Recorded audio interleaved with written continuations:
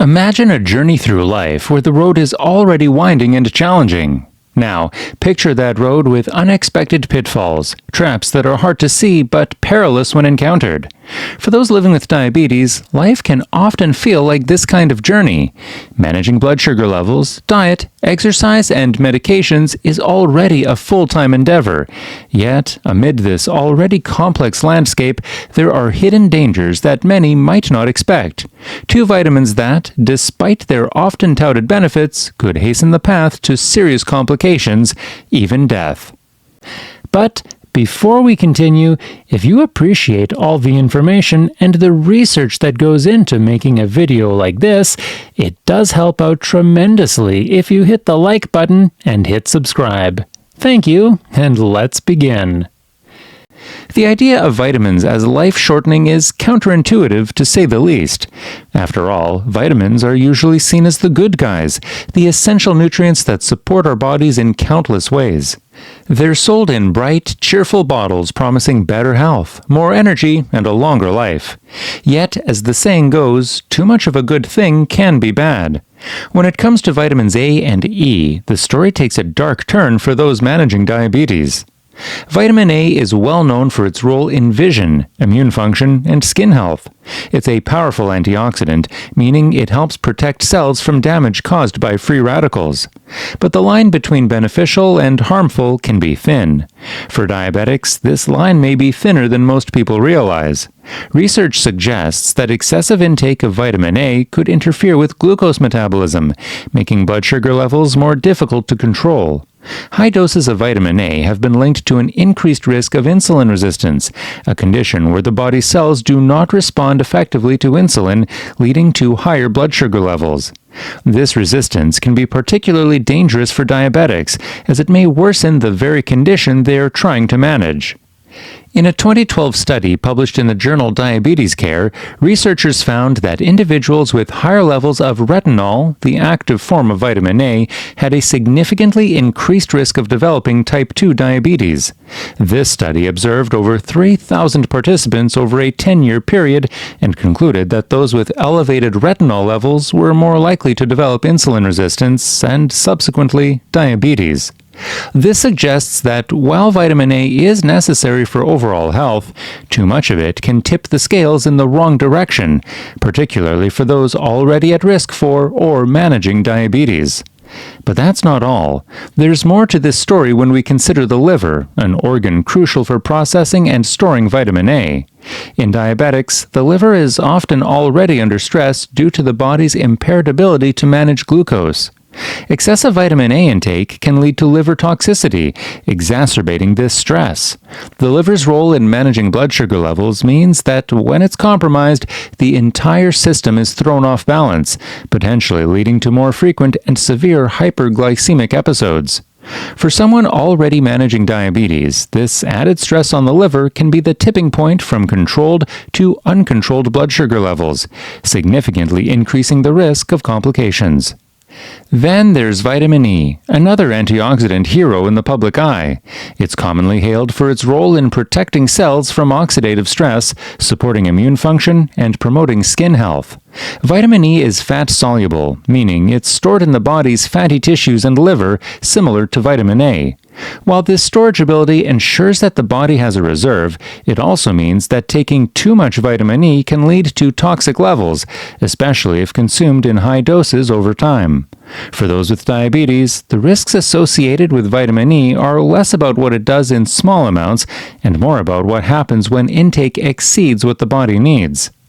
A critical study published in the New England Journal of Medicine in 2005 explored the effects of vitamin E supplementation in over 9,500 patients with diabetes or cardiovascular disease. The results were startling. Participants who took high doses of vitamin E, 400 IU per day or more, had a higher risk of heart failure compared to those who took a placebo. Heart failure is already a significant concern for diabetics as the disease increases the risk of cardiovascular issues. The study concluded that while vitamin E has antioxidant properties, in high doses it can do more harm than good, particularly for those with pre-existing health conditions like diabetes. But why would vitamin E, an antioxidant, cause harm to the heart? The answer lies in its effect on blood vessels and oxidative stress. While antioxidants like vitamin E are meant to neutralize free radicals, excessive amounts can paradoxically lead to an imbalance, known as prooxidant effects. This means that instead of protecting the cells, high levels of vitamin E may actually contribute to the oxidative stress that damages blood vessels, leading to complications such as heart disease and stroke. For diabetics, who are already at higher risk for cardiovascular issues, this can be a deadly combination. Another piece of this puzzle involves blood clotting. Vitamin E has anticoagulant properties, meaning it can reduce the blood's ability to form clots.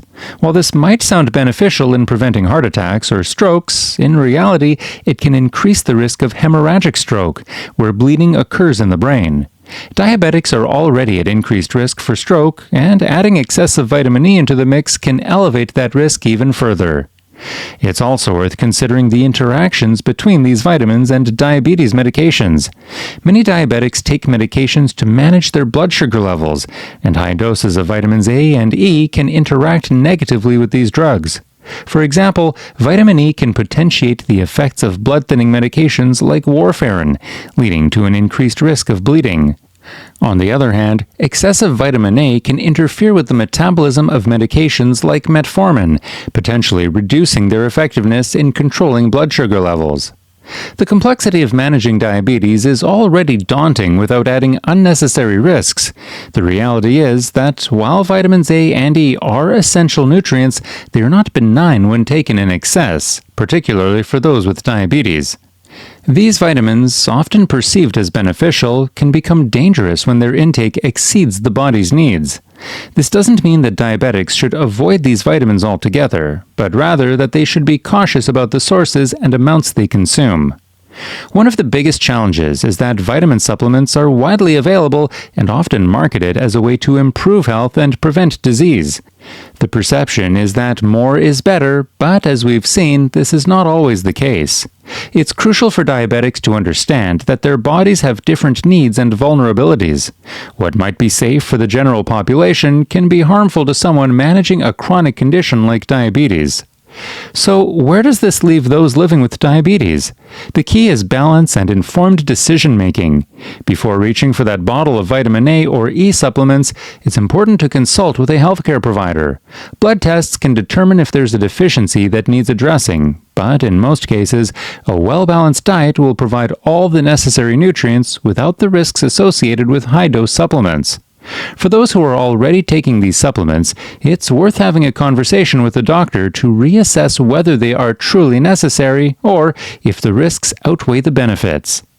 Living with diabetes is a daily challenge, requiring constant vigilance and careful management. The goal is to maintain a quality of life that allows for health and longevity. Understanding the hidden dangers of excessive vitamin A and E intake is a step towards achieving that goal.